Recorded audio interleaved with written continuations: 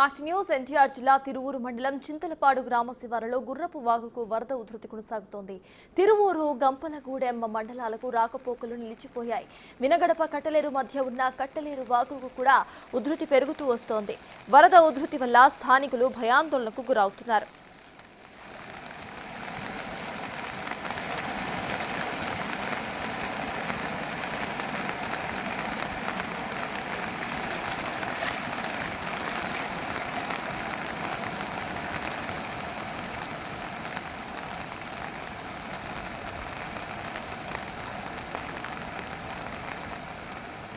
NTR జిల్లా తిరువూరు మండలం చింతలపాడు గ్రామ శివారులో గుర్రపు వాగుకు వరద ఉధృతి కొనసాగుతోంది.